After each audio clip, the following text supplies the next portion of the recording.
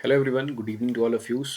आज का हमारा एक टॉपिक है centre of mass of a cut portion type. और बेसिकली हम आज एक प्रॉब्लम डिस्कस करेंगे जो कि जनरली काफ़ी एग्जाम्स में पूछी जाती है, जिसमें कि आपको फाइंड आउट करना होता है एक ऐसी बॉडी का सेंटर ऑफ मास जिसमें से कुछ पोर्शन को डिलीट कर दिया गया है, मीन्स काट दिया गया है। ऐसे पोर्शन का आपको ऐसी बॉडी का centre of mass find out करना है। जैसे कि मैंने एग्जाम्पल के तौर पर यहाँ पर एक स्क्वायर लेके रखा है, एक रिजिड बॉडी लेके रखी है जो कि स्क्वायर की शेप में है। एंड इसके जो डायमेंशंस हैं वो है 4x4 के, 4 मीटर 4 मीटर।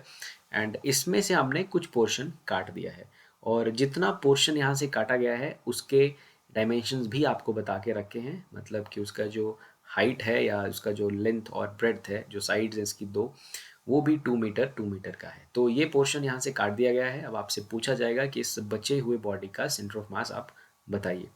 तो ये हम जान रहे हैं कि ये जो फिगर हम देख रहे हैं ये एक 2 डायमेंशनल फिगर है। सो ऑब्वियसली इसके जो सेंटर ऑफ मास के कोऑर्डिनेट्स होंगे वो एक्स और वाई रहेंगे ही रहेंगे। तो दो कोऑर्डिनेट्स इसके हमें चाहिए इस बॉडी के सेंटर ऑफ मास को लोकेट करने के लिए। So we need x centre of mass and y centre of मास।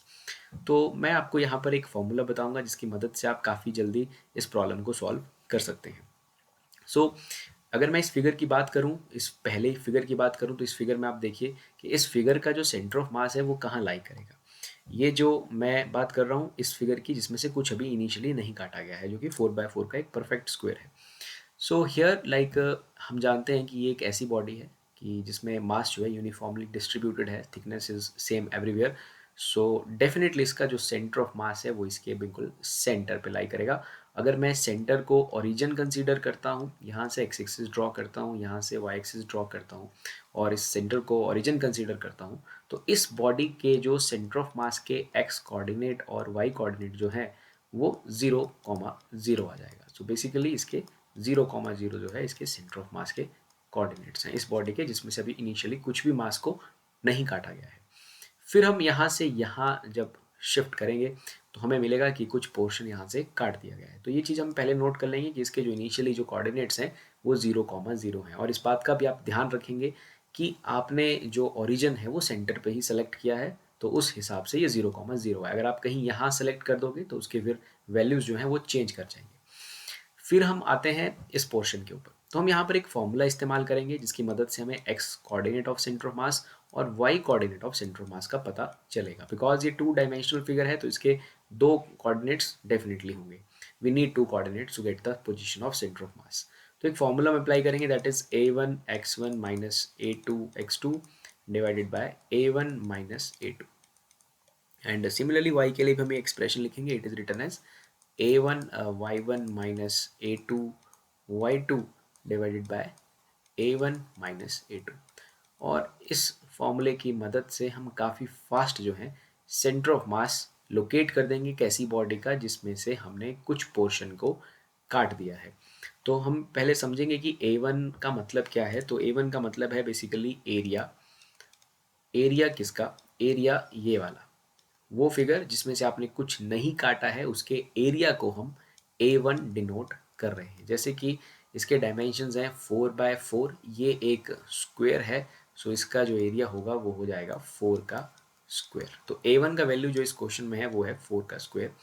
फिर हम A2 की बात करेंगे। A2 होगा उस पोर्शन का एरिया जो आपने काट दिया है यहाँ से। A2 मीन्स उस पोर्शन का एरिया जो कि कट है यहाँ से।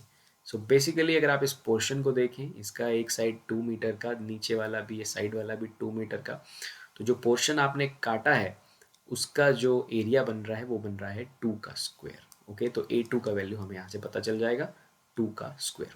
अब x1 x2 क्या है उसको भी समझते हैं। सिमिलरली y में भी A1 A2 का यूज़ हो रहा है, तो A1 A2 हम फाइंड आउट कर चुके हैं, 4 स्क्वायर एंड 2 स्क्वायर। अब हम कोशिश करेंगे y1 x1 x2 और y1 y2 को समझने की। तो जैसा x1 के साथ चलेगा वैसा ही y1 के साथ भी चलेगा।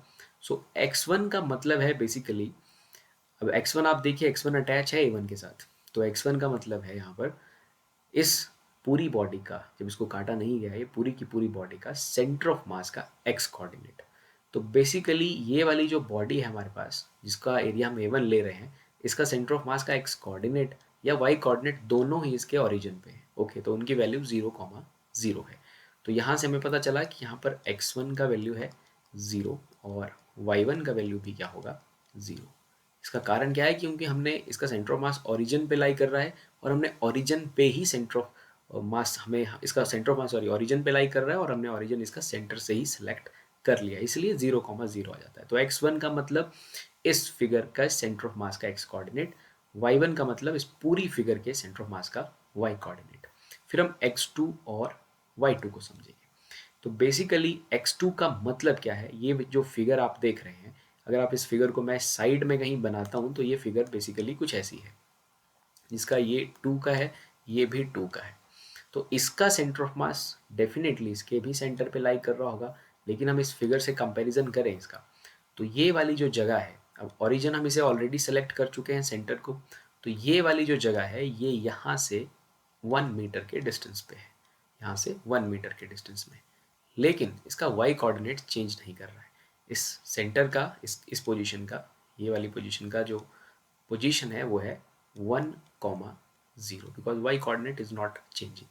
तो इस पोर्शन का सेंटर ऑफ मास का एक्स कोऑर्डिनेट, जिसको कि यहाँ पर x2 लिखा जाएगा, वो है 1, और जो y2 है दैट इज 0। सो यहाँ से हमने x2 और y2 दोनों ही फाइंड आउट कर लेने हैं। तो फिर आप डायरेक्टली यहाँ पर एक्सप्रेशन में वैल्यूज़ को पुट करेंगे और आपको y का भी पता चल जाएगा और x का भी पता चल जाएगा।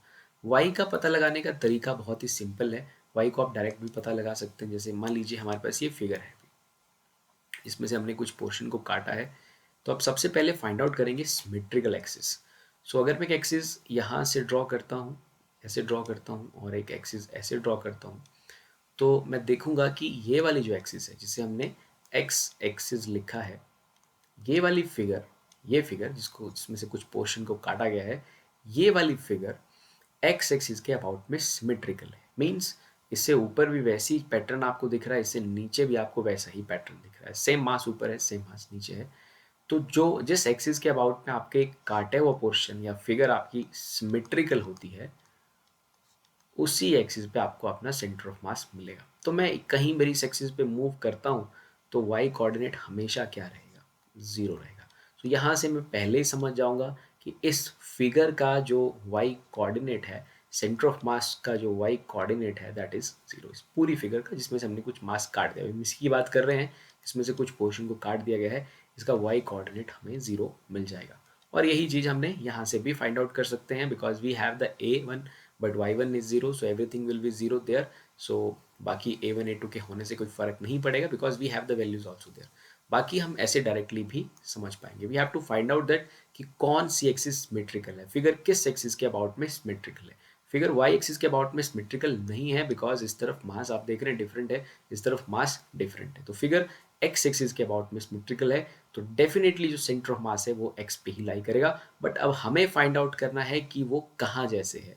वो एक बात तो हमें डायरेक्ट पता चल ही रही है कि वो डेफिनेटली ओरिजिन से पीछे ही कहीं होगा सेंटर ऑफ मास इस फिगर का, लेकिन वो हमें फाइंड आउट करना है। तो हमने फॉर्मूला लिखा है एक्स सेंटर ऑफ मास का, a1 का वैल्यू आ गया हमारे पास 16। अगर आप वहाँ कैलकुलेशन में चेक करेंगे 16 आ गया है, बिकॉज पूरी फिगर का एरिया 16 है। So we put the value 16 multiplied by, but इसका जो हमारे पास एक्स कोऑर्डिनेट था, इसका जो हमारे पास, जस्ट 1 मिनट, इसका जो हमारे पास x था that was at the centre. तो फॉर्मूला लगा रहे हैं हम लोग, x centre of mass is equal to a1 x1 minus a2 x2 and divided by a1 minus a2. So after putting this we get 16 multiplied by 0, because x1 was the coordinate of center of mass of whole figure जो कि centre पे है, minus a2 का value है हमारे पास 2 का square 4, multiplied by इसका coordinate है 1 पे, x2 का वैल्यू है 1, and it is like 16 minus 2 का square 4. So it is minus 4 upon 12, that is written as minus 1 by 3. So basically ये हमने origin लिया है, this is from like origin से इस तरफ plus x axis और origin से इस तरफ minus x axis. So definitely ये जो center of mass है ये origin से minus 1/3 के distance पर कहीं है, मतलब ऐसे पीछे की तरफ को कहीं लाई कर रहा है। So basically इस काटे हुए पोर्शन का जो सेंटर ऑफ मास का कोऑर्डिनेट्स है वो है -1/3, 0 means it is lying on the x-axis because y is 0 there, और इस पीछे की तरफ ओरिजिन से लेफ्ट साइड, बिकॉज ओरिजिन है इस तरफ पॉजिटिव साइड है, इस तरफ नेगेटिव होगी, तो यहाँ कहीं। बाकी हम ऐसे ऑप्शन से जजमेंट भी लगा सकते हैं। अगर किसी ऑप्शन में 1/3, 0 लिखा है तो वो आपको बता रहा है कि आपका जो एक्स कोऑर्डिनेट है वो ओरिजिन से राइट साइड में, तो डेफिनेटली नहीं होगा। जिस तरफ ज़्यादा मास होता है उसी तरफ सेंटर ऑफ मास भी रहता है। तो इस वाली साइड में, ये वाली जो साइड आप देख रहे हैं, ये वाली साइड में मास कम है। तो ऑब्वियसली जो सेंटर ऑफ मास है वो पीछे वाले रीजन में ही होगा। डेफिनेटली माइनस साइन आएगा, बट वो भी डिसाइड होगा तब जब आपने ओरिजिन जो है वो सेंटर पे लिया, या आपको क्वेश्चन में दे के रखा है कहीं और लेना है ओरिजिन, तो भी आप उस हिसाब से उसको कर सकते हैं। बट यहाँ हमने ओरिजिन को सेंटर पे लिया था तो आंसर हमारा नेगेटिव में ही आएगा एक्स कोऑर्डिनेट का। बट वो वाई में कोई बदलाव नहीं है, so Y coordinate is zero there. आप फॉर्मूले की मदद से भी सॉल्व कर सकते हैं और आप ऐसे डायरेक्टली भी सिमेट्रिकल एक्सिस फाइंड आउट करके इसका पता लगा सकते हैं। So in this way we can easily find out x coordinate as well as y coordinate. So in this question, like x coordinate is -1/3 and y coordinate is 0 for this type of figure. इस तरह की ये figure थी हमारे पास, ये कुछ था। तो फिगर थोड़ी सिमेट्रिकल नहीं है, फिगर यहाँ आपको पूरी सिमेट्रिकल दिख रही है। इससे हमने इस पोर्शन को काटा था। अब इस फिगर का सेंटर ऑफ मास है -1/3, 0 पहले था 0, 0 पे। सो आई होप आप इस वे को समझ चुके हैं, एक्स सेंटर ऑफ मास और y centre of mass. if like there is a three-dimensional type of figure, then you can incorporate z center of mass also there and get the answer. With that, thank you very much.